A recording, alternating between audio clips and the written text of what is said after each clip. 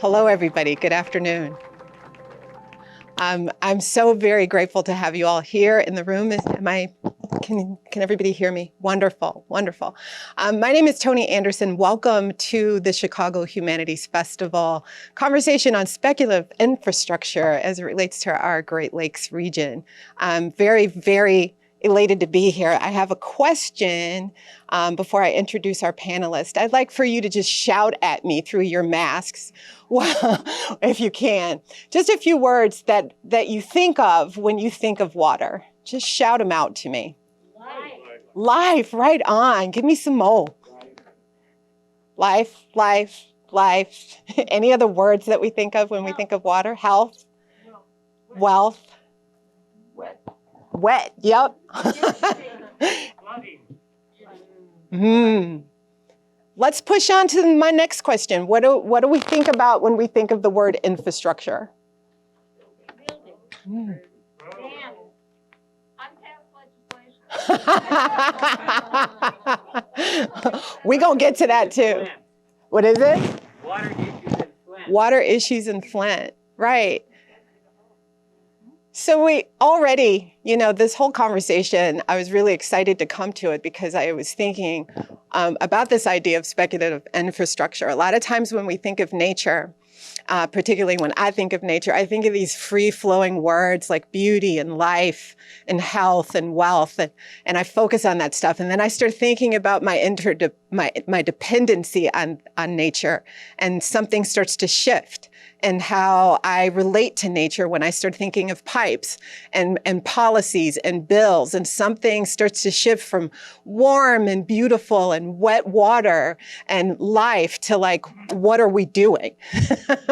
And so I wanted us to have this opportunity today with our amazing panelists to kind of talk about what are we doing? What are we thinking about? How do we design for something that feels more accountable to both my feelings about water and nature and how we depend on her, to the infrastructures that need to be dealt with in order for me to have this beautiful relationship with this thing that I love.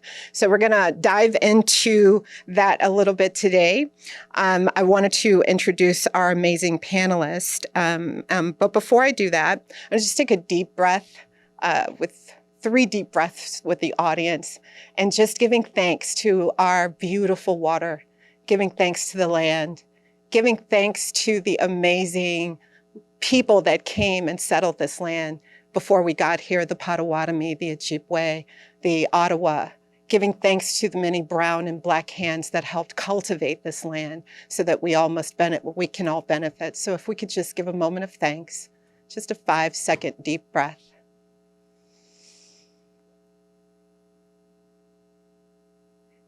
All right, thank you.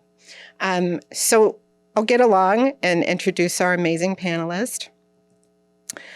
Our first panelist, hold on just a second. All right, first let me introduce myself. I am Toni Anderson, and I am a Chicago native and a founder of Sacred Keeper Sustainability Lab and Mindful Rant LLC, a suite of organizations and movement work dedicated to fostering meaningful eco-social practice as a roadmap for personal and societal transformation. I have successfully launched local and international place-based action projects exploring linkages between climate, culture, and mindfulness. And my work explores concepts of serial displacement, disorder, natural and emergent migration pathologies, and public space activation. I want to first introduce the person closest to me. Derek Havrelock is the principal of DHD. Derek Havrelock Design as an award-winning architecture, landscape, and urban design practice. He is associate professor and chair of the landscape architecture and urban design programs at the Sam Fox School of Design and Visual Arts of Washington University in St. Louis. He teaches undergraduate and graduate level multidisciplinary approaches to architecture, landscape, infrastructure, and urbanism. He collaboratively strategizes across the Mississippi, Mekong, and Rhine River basins through his design research project Way Beyond Bigness. The need for a watershed architecture, the focus of his forthcoming book, Applied Research and Design, Publishers 2022. And thank you, Derek, for being here. I will go to our next panelist, which is Rachel Havrelock from the UIC Freshwater Lab. Rachel is a professor of English at the University of Illinois at Chicago, where she also directs the Freshwater Lab, an environmental humanities initiative focused on the North American Great Lakes and environmental justice. Along with urgent public-facing work, Professor Havrelock researches questions of sovereignty, public trust, water delivery, and privatization in the Great Lakes Basin. She is currently working on a book about the Great Lakes and their communities and what needs to happen for the Rust Belt to become the sustaining water belt. During decades of research in Israel, Rachel studied techniques and policies around the recycling of water. With colleagues in engineering, urban planning, earth and environmental science, Rachel is laying the research groundwork for her water recycling in Cook County and the state of Illinois. Rachel is the author of The Joshua Generation, Israeli Occupation, and the Bible. Thank you, Rachel, for being here. And our last panelist, but certainly not least, Juanita Izrazari is a bilingual, bicultural, Illinois-born Puerto Rican.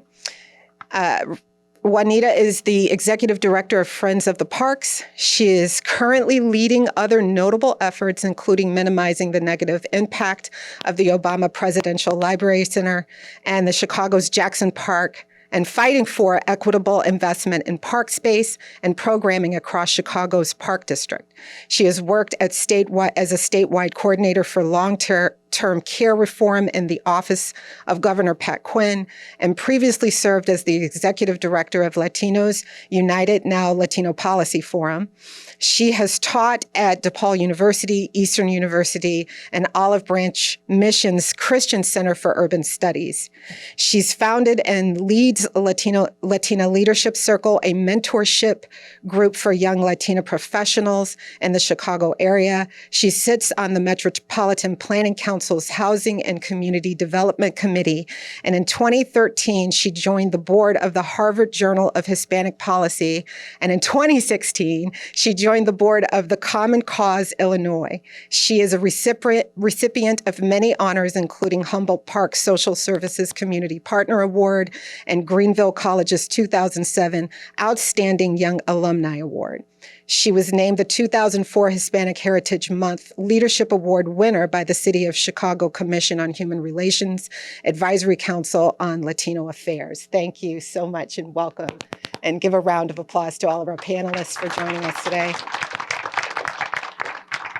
I'm really excited to get this started. We have an hour to be together, so I'm going to let Derek come on up here and introduce himself and his work to you. Great. Thank you, Tony. Thank you, everyone, for coming. It's an honor, and hearing those last two bios makes me a little nervous. But I'm going to throw you a bunch of slides. I'm an architect and designer, as Tony said, so I rely on visuals. But this is a tracing I did of the Mississippi River many, many moons ago, the first time I traced it, which shows all the rivers and streams. And it's kind of something that if we know the watershed or the way it looks or the way we think it looks, we might have this kind of understanding of it. Tony kind of framed this well earlier.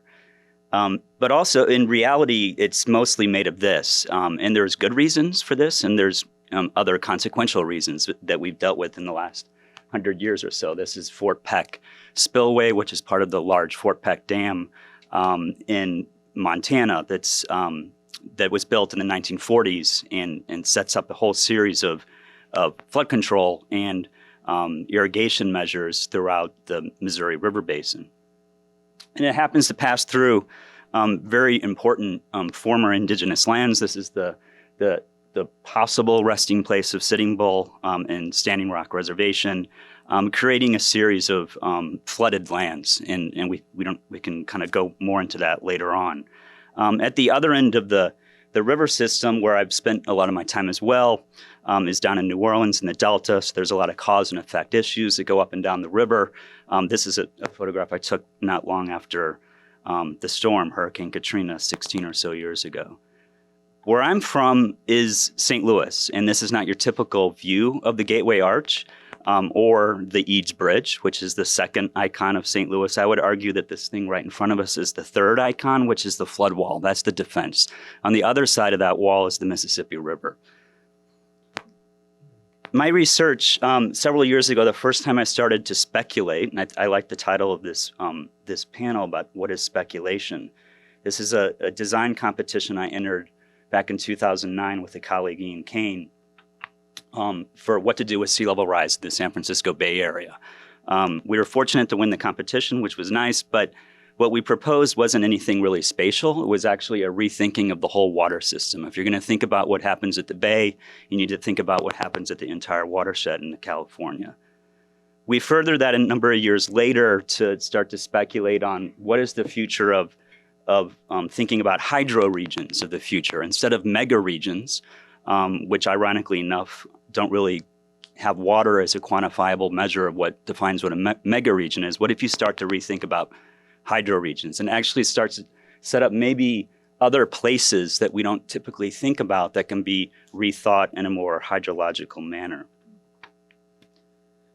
A speculative project I did for the Mississippi River Basin about a decade ago started for me to grapple with what does it mean to think in kind of a design sense transboundary across an entire river basin. And so my team proposed kind of a future eco-industry toolkit, really taking on aspects of big agriculture, big infrastructure, not to say that they should go away, but they need to be rethought for the next century. And maybe we start to treat things that we consider wastes, such as nutrients, agricultural runoff, such as sediment that we typically don't use. We flush it out to the Gulf of Mexico and rethink it as an integrated system. It's kind of a bombastic idea, but there are people on the ground, including in the Corps of Engineers, doing this type of work or trying to advocate for this type of work. This is my friend Chuck Tiling.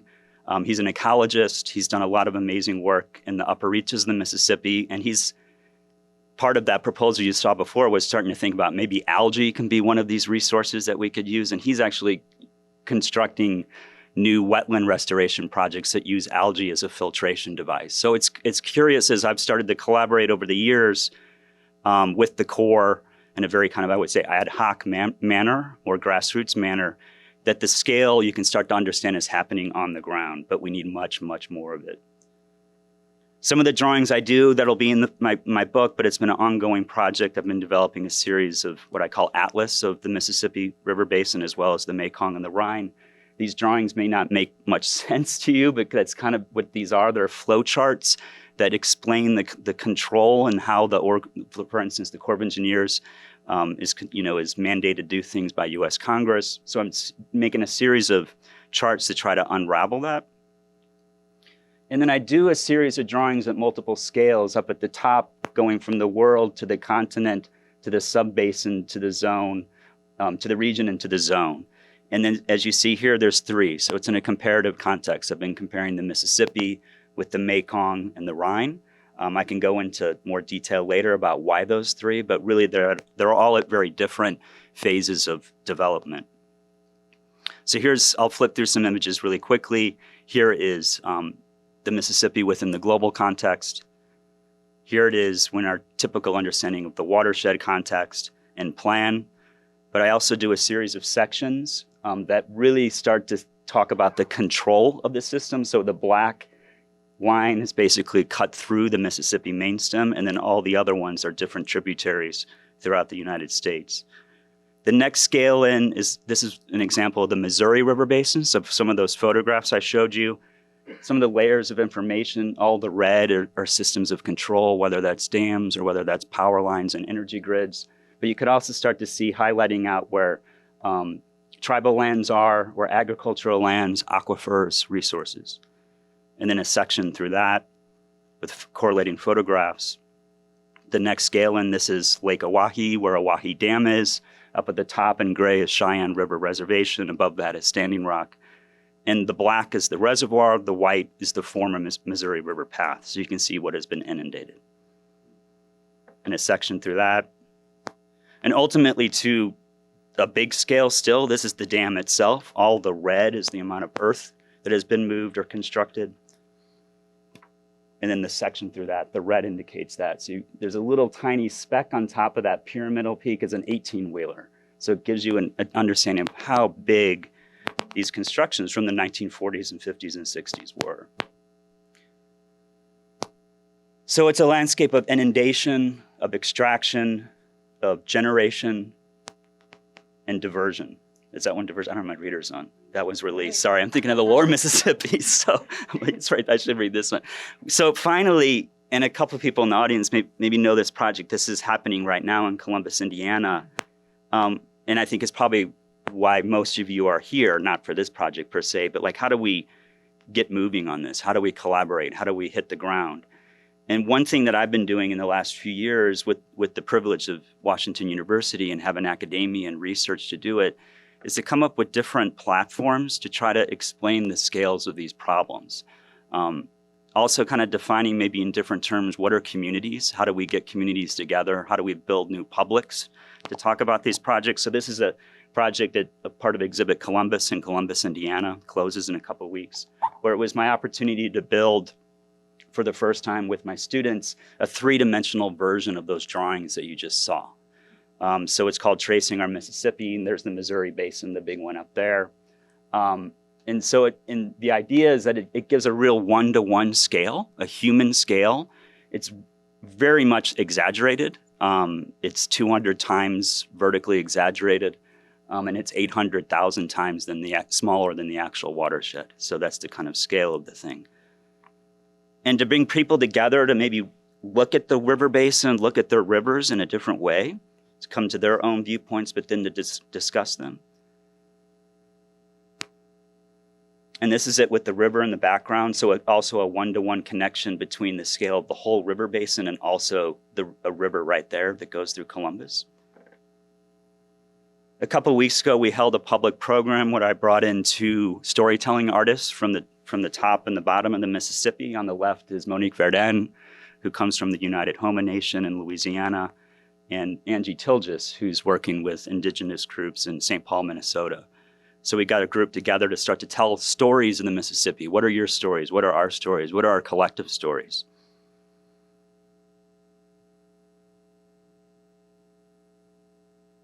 And then I'll end with this slide. This is a photograph out on that river. So the installation's just above, and this is the dam that's crumbling. So there's dams at every scale.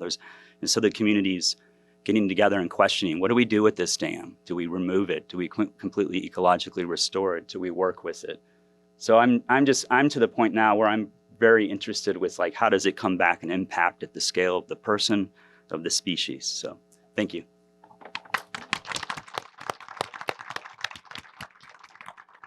Thank you, Derek. Rachel. Thanks, Derek. It's always so wonderful to be on a panel with people. First of all, it's great to be with people in general. It's very exciting to share ideas in this manner. And it's so exciting to be on a panel with people, and all this overlap is really dynamic. Because just as Derek said, I'm very interested, completely attached to the hydro scale. And just to say a bit about that, the watershed scale. And I'll kind of come out of the Great Lakes for just a moment, because the power of this really became vivid for me over decades of research in the Middle East, in the Jordan River Valley, and working with community leaders, town council members, mayors, students, artists, educators, in thinking about that interconnection of a shared source of drinking water. And I saw the power of that and the collaborative power of that, even in situations of conflict.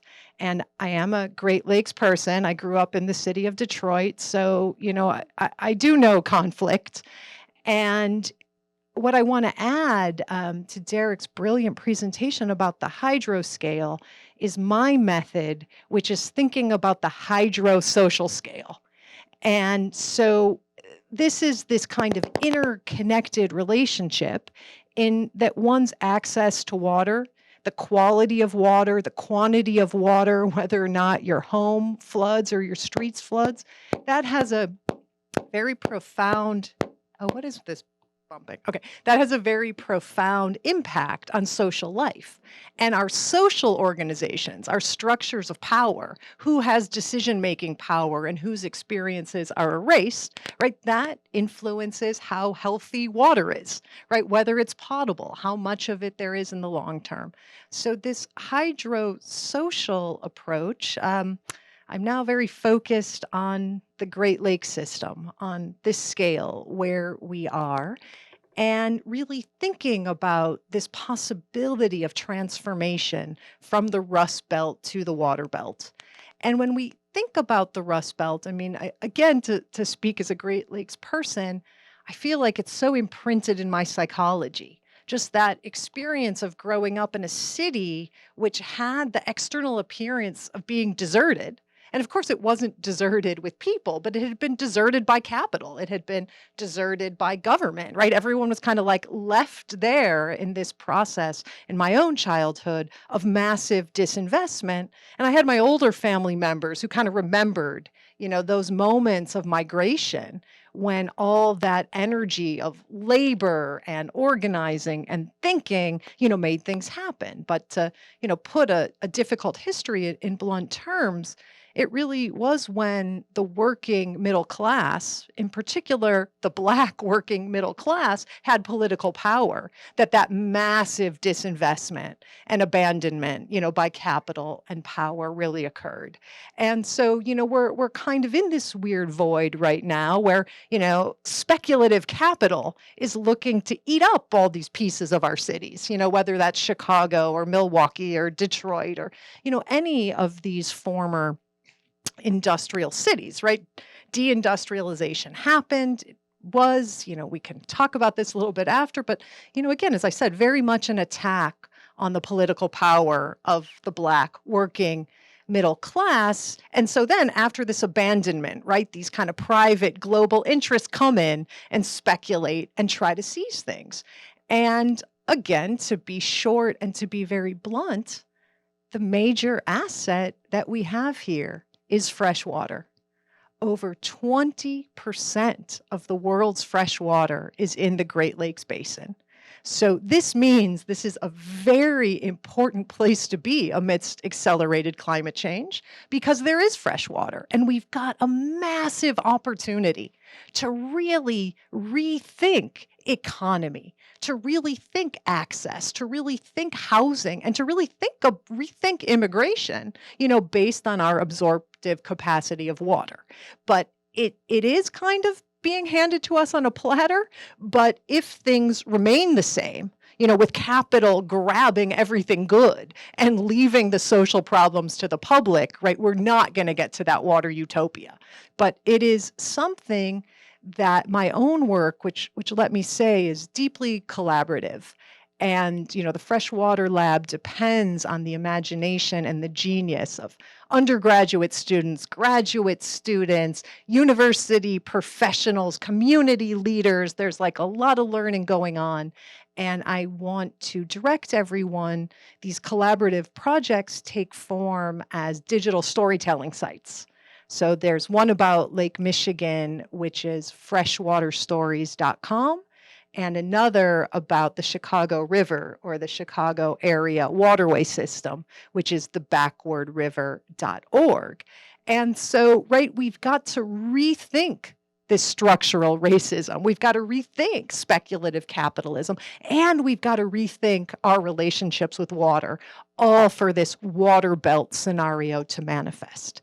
So if I may provide just one way I think that this could happen, and then to kind of lead out to something exciting to share with everyone, let's kind of start with the idea of the utility, right? The water utility. And water utilities are, again, one of the most valuable assets that's owned by the public, but don't try to acquire them in monopoly, because I've tried this strategy and I always lose by only trying to get the utilities and not invest in capital. And we have legislation currently on the books in Illinois that actually facilitates the process of global multinational corporations. There's only about 4 of them. To facilitate their acquisition of water and wastewater. This is a big, big problem. But I'm going to focus in again a little bit more on the local here in Chicago, because although there was a kind of moment of tremendous danger under Mayor Emanuel in negotiations with Goldman Sachs about acquiring the Chicago Department of Water Management, that isn't currently underway. I also want to direct everyone to a very important story that broke this week by WBEZ writer Maria Ines Zamudio that explains how water debt and water pricing occurs in the city of Chicago, and how, right since water collections really started in earnest under the first Mayor Daley, it again has been focused on dispossessing low-income people of color. So this is not to say that our utility is perfect. That too has to be transformed and reimagined. But let me say something about the nature of a utility right now. A utility which has lost about 70% of its federal funding in the past few years has the responsibility of distributing and delivering clean water to all of the households in the municipality. So it shoulders all the burden of getting people clean water with this scenario of declining federal funding. But at the same time, think of all the things that are externalized from that utility, like bottled water. Right? Bottled water is somehow fragmented from the system of water delivery, and we have about 3 beverage corporations. Any bottled water you're going to drink is likely to trace back to Coke, Pepsi, or Nestle, and they have exorbitant profits bottling and selling that public water and then putting the recycling back on the public to deal with.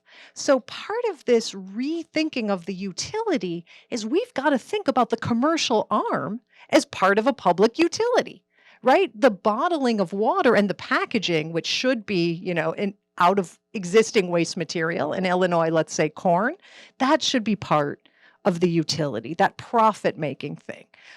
One more small thing that we really have to look at is how far the pipes go. And so, when there is, nobody should be denied water, but when there's something like a new development in a very far suburban location, we've got to think about fees about how far that water should travel. Because as it stands now, whether you're in Chicago or Detroit or Milwaukee or Cleveland, the people in the urban core are paying for that piping, that outsourcing of water. And this is deep in the history of American water.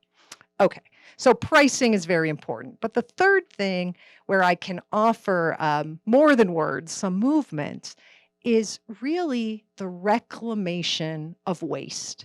It is kind of absurd, while the American West is in a mega drought, that we have something that we call wastewater, right? The idea that when rain falls and goes in a storm drain, that gets classified as waste.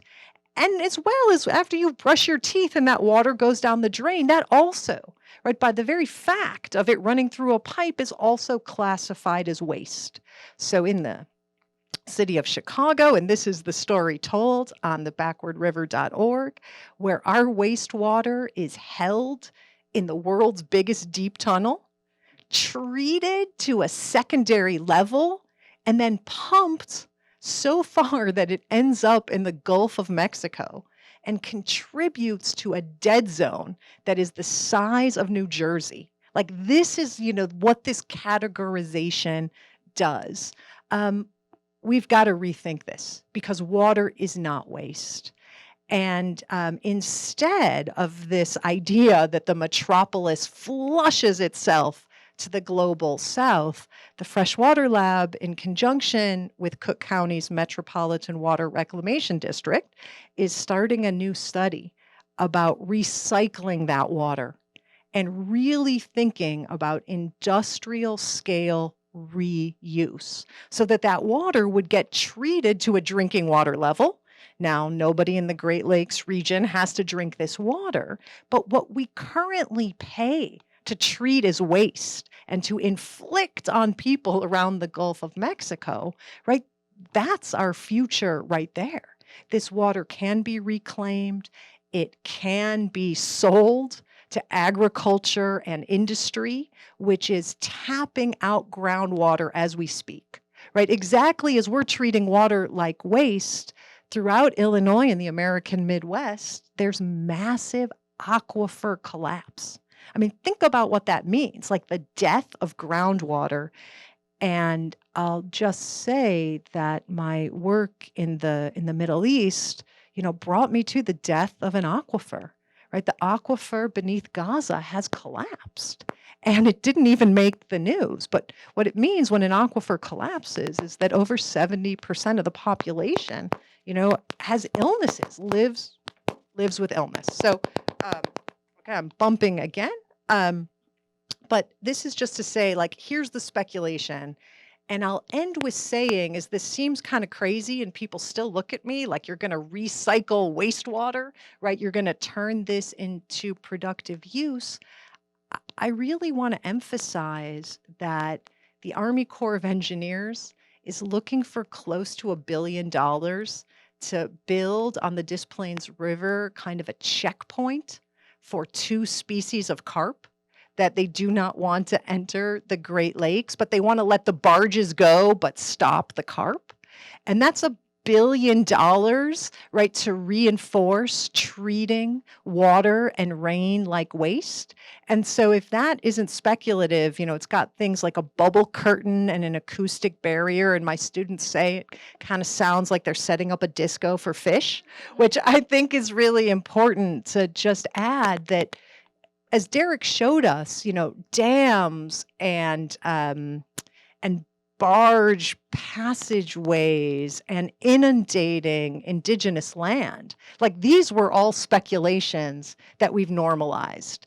And so how do we right now, kind of use creative community-based speculation to really imagine something different? Thank you, Rachel. Thank you, Rachel. So as you talk, I actually kind of am going in all these places in my mind saying, why am I even on this panel? And I say that from 2 points of view. Number one is, what is the director of Friends of the Parks doing on a panel talking about water? Because for some people, the lakefront is not a park. One of my newer staff said, I never even thought about the lakefront as parks. There's no connection in their mind between the water and the lakefront and the park system. And as someone who still lives in Humboldt Park, where I've lived all my life, it's a bit of a journey to get to the lakefront.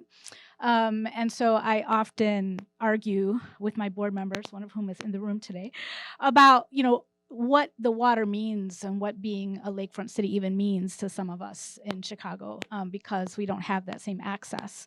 And even the Chicago River, for me growing up, was a place that I bicycled over to get to the beach.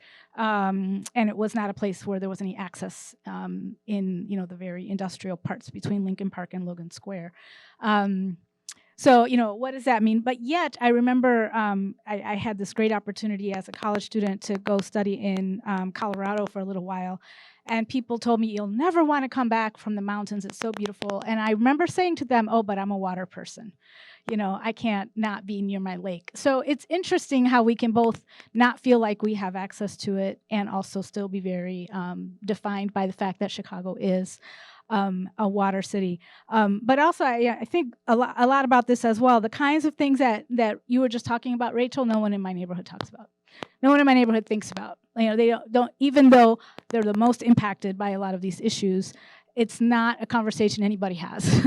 Maybe they think about whether their kids are getting lead poisoned, because of the lead problems in our pipes. But and probably we have more stormwater backing up into our basement than a lot of other folks, but we don't have conversations about it. So I go back to the question of that Derek brought up is how do we get people involved in thinking about these issues and talking about them and understanding kind of how we're all connected to them. So that said, just yesterday, Friends of the Parks had a virtual lecture asking, what is your relationship to the lakefront?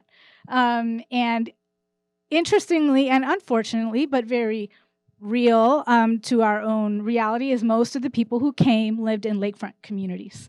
And so I often then have to really lift up the voice of those people who, like me, live west of Pulaski, and it takes me an hour to get to the lake. And once I get there, there's no place to park. And, and my bicycle friends yell at me because I even think I should take a car there. And, all these complicated things, right? But so what is our relationship to the lakefront and to water in Chicago, I think, is a really important conversation to figure out how to have it, not just north-south, because there's a lot of conversation in Chicago about equity north-south, but I also say, but equity is east-west as well, as it relates to accessing our water. And as now there is development along the rivers and these emphases on Sterling Bay's new Lincoln Yards and, things that are happening, they're still oftentimes happening in ways that communities of color don't feel connected to that water. Like I hear my friends in Pilsen and Little Village say, well, the lake is just, the river's just a polluted thing. And the only reason they're developing it now is because they want hipsters to move in and gentrify us out, right? So these are really kind of complicated questions of how do we get ourselves as a community to all think about these things. We have such different starting points. So I just say that as a challenge to us to figure that out. That said, Friends of the Parks work around our water is, well known for those who understand us as a group that protects against development along the lakefront, which is a reputation well known for some and misunderstood by many. But obviously, protecting water, the lakefront, for us relates back to the public trust doctrine, which says that the water belongs to the people, right? And in Chicago, our lakefront is overwhelmingly not originally ground or park or buildings, it was the lake, right? And so much of our development has happened along the lakeshore on land that was created as infill by humans. And so there's an underlying law that says every individual in Illinois has a right to ask a question if there's development there, is that in the public interest as opposed to the private benefit, right? So it becomes the real source of a lot of struggle, which has been so important to keeping our lakefront open, clear, and free. And Friends of the Parks work has certainly been very connected to that struggle, but it means different things for different people across the city. And so we're really struggling with what are the entry points for some, because for some, the question about development on the lakefront is less important than whether there are life rings on the lakefront or whether they get to walk their dog there without getting accosted by police, or all the different ways that people engage our lakefront. That said, historically, for the last, since 2009, which was the 100-year anniversary of the Burnham Plan of Chicago, Friends of the Parks put forth this vision for completing the last 4 miles of our lakefront, way up on north from, Edgewater and Rogers Park. There are places there where there are parks and beaches, or there used to be beaches, but there aren't now because of the water levels and the storms that are washing them out.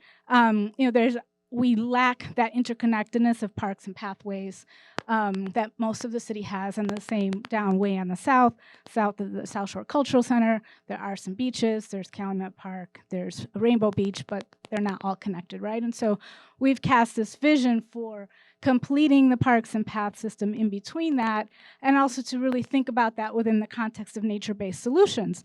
And, there have been some progress made on that project, but there's also been neighbors who really like their private access to the lake and their riparian rights that they sure as heck were not going to give up for someone to put beach and parkland in front of their home.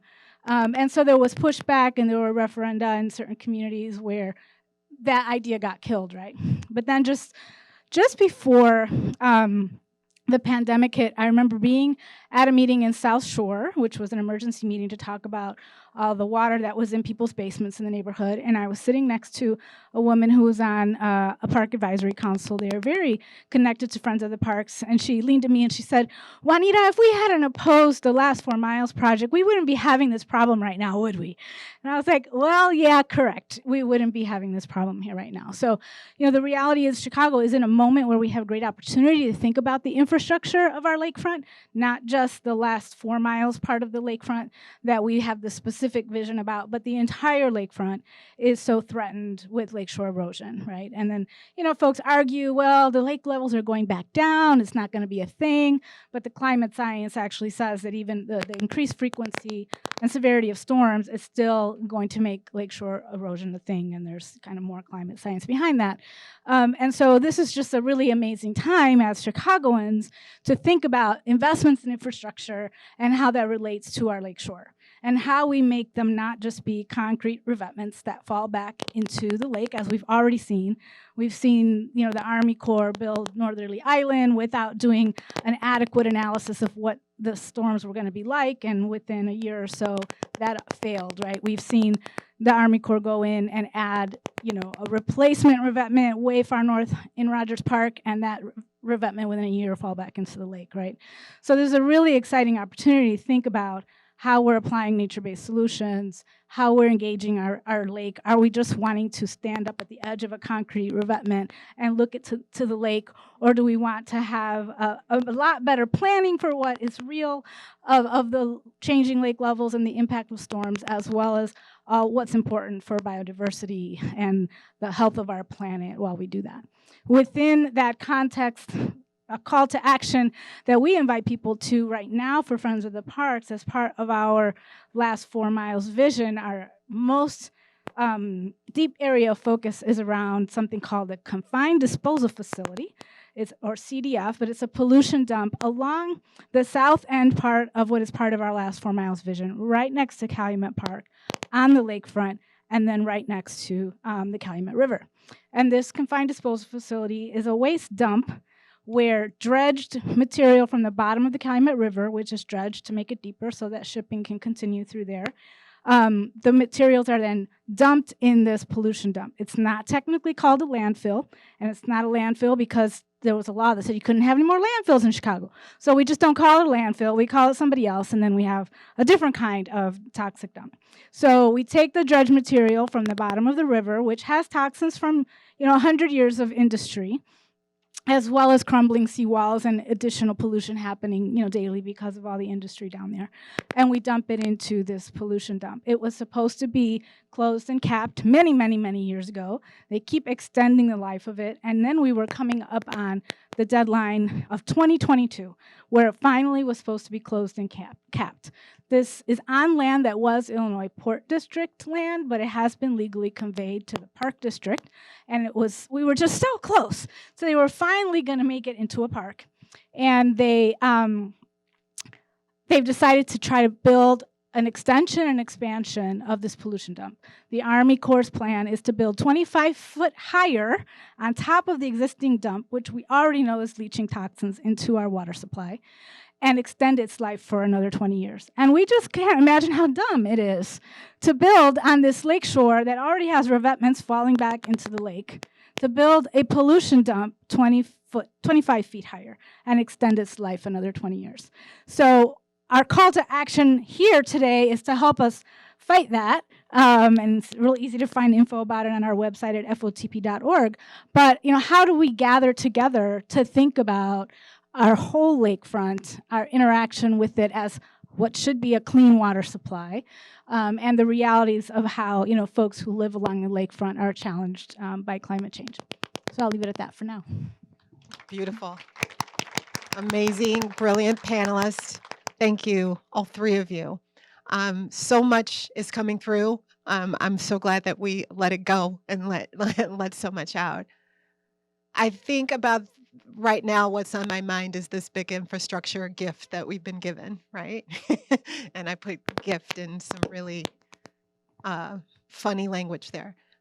We've got this $1 trillion infrastructure bill to go and get this right.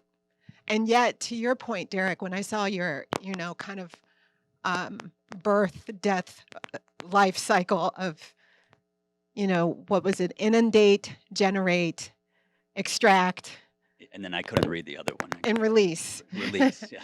And then listening to Rachel kind of say that this is the cadence of recycling of wastewater that we're going through. And then Juanita, you're saying the Army Corps of Engineers is going to go and do this really brilliant, not brilliant thing.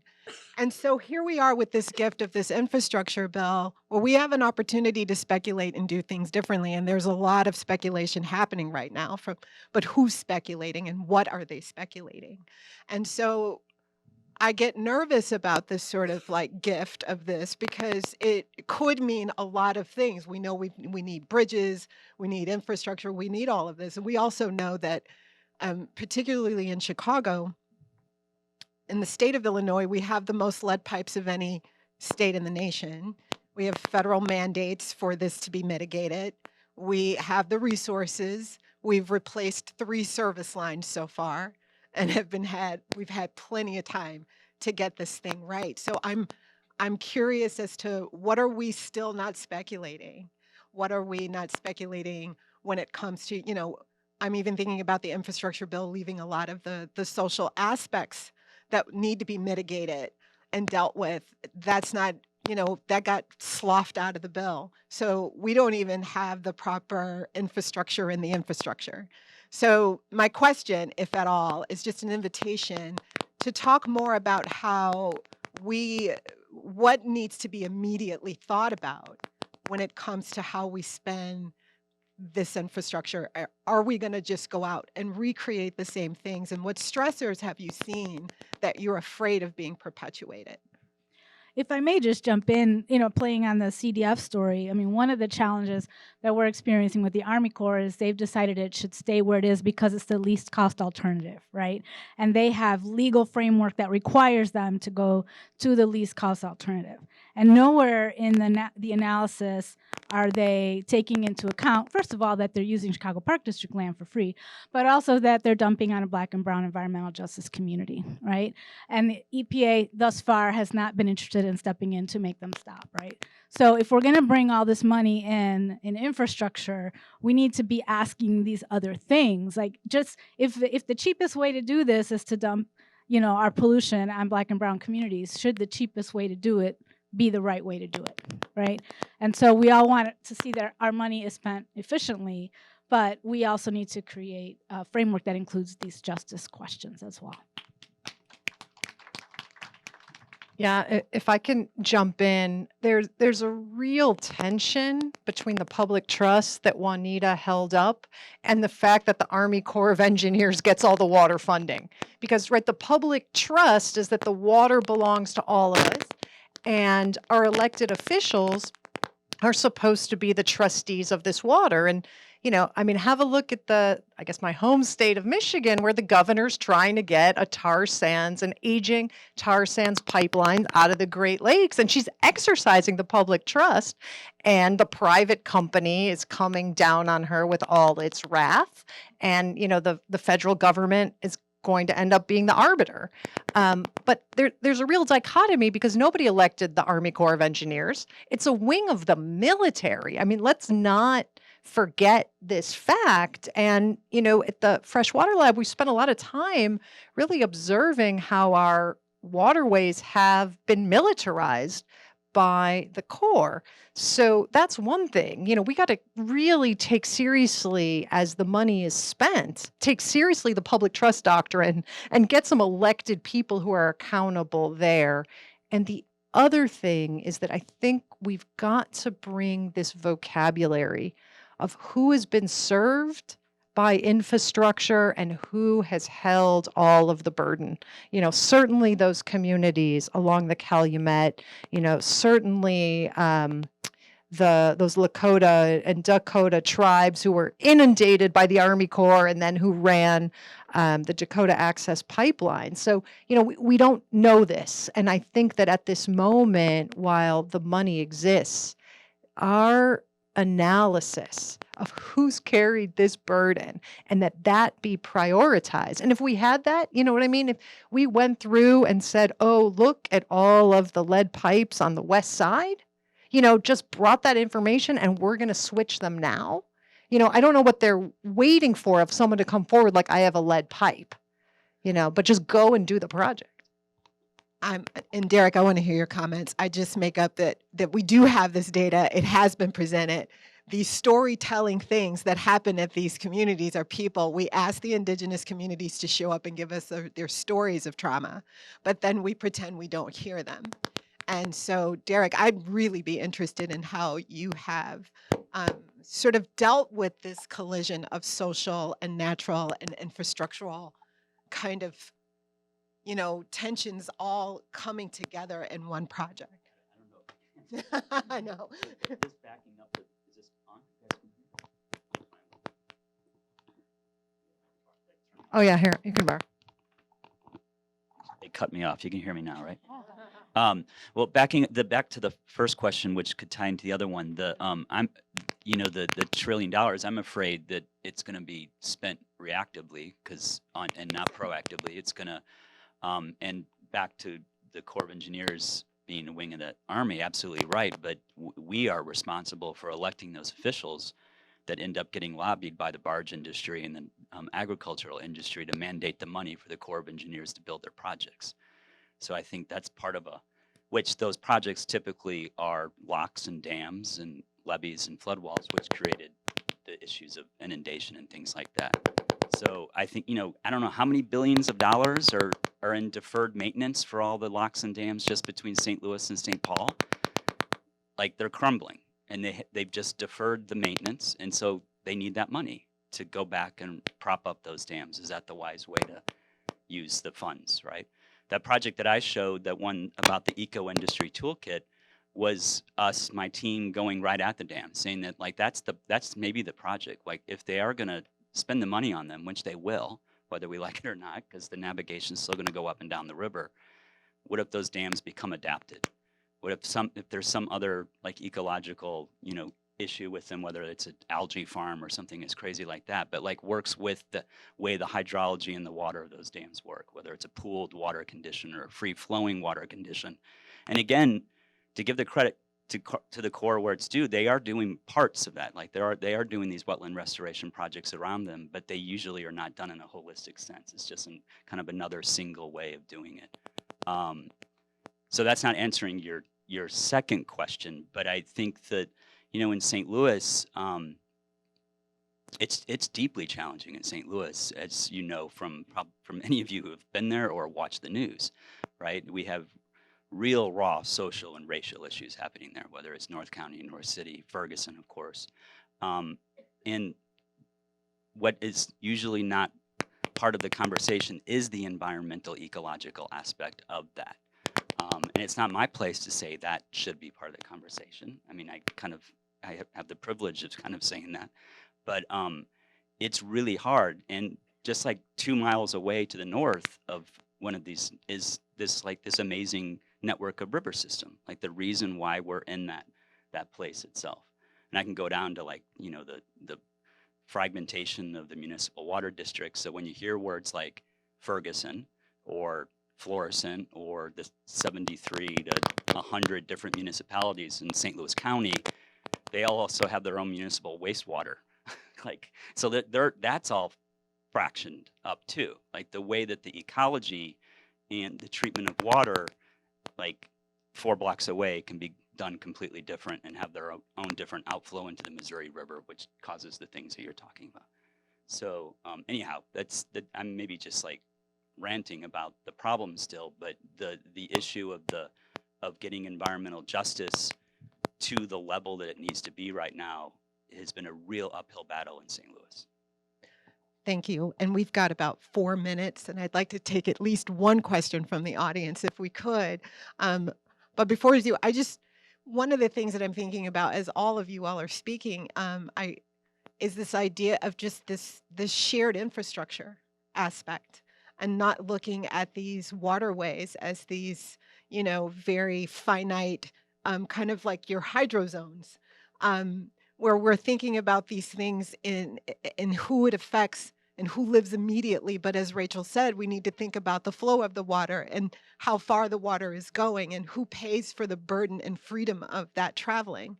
And And so one of the things that I think I'm hearing is that we need to think about these water solutions as a more global issue, not just global, geographic global, but just in an infrastructure that is affecting all things. And typically I'm just hearing over and over again, that's just not how we think of, that's not how we speculate. But I'll pause there because we've got like 3 minutes and I want to make sure that I have an opportunity to get at least one question from the audience. You, sir, and speak loudly and I'll repeat you.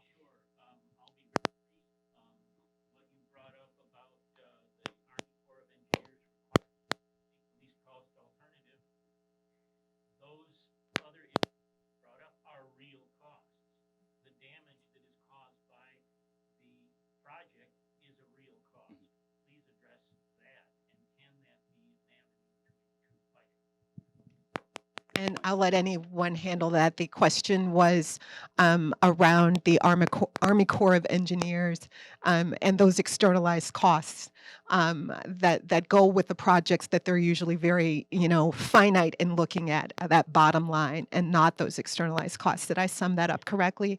And any of you who want Yeah, I mean, I'll just say I agree with you completely. Unfortunately, it's not the technical way the Army Corps of Engineers grades things as they look at it, right? And we've said things out loud like, well, what if we, even simple things like, what if we made you like take into account the cost of the real estate that you're doing it on in the Chicago Park District, right? Let alone the pollution and the other burdens that are borne by that community. Unfortunately, we don't have a framework that our society acknowledges legally to do that, except that in the case of the CDF, we at least believe we have NEPA Act frameworks that require them to look outside of an environmental justice community for their solutions for dumping this dredge, and they did not do that at all. So we feel like we can get at that issue a little bit in terms of who's bearing the burden that way, but in terms of like actually adding up the numbers and thinking about those externalized costs, it's not in the legal framework, unfortunately. Okay, maybe one more question. I would just say, without a mic, I think I can do it. I think I can do it, right? Can you hear me?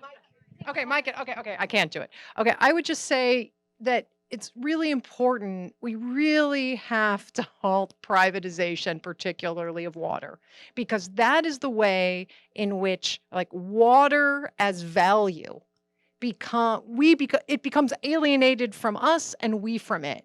And then we're the public. And so we're like, oh, the plastic bottles, the agricultural runoff, like the legacy pollution. Like we're so used to the public of thinking about that. But if we're going to shoulder the burden of the waste and the damage and the public health impacts of these things, we cannot let global multinational corporations take away the value, right? It's like we got to take it all and we got to keep it in and we got to really, really look at the legislation around this so that the value around something like water doesn't end up benefiting someone else, the very small, 1/10 of 1%. 100%. We are at time. Any last comments before we go, Derek? Anyone want to? Anything burning that we didn't get to that you just like? We need to talk about this. One of the things that I want to just say really quickly is Rachel's work.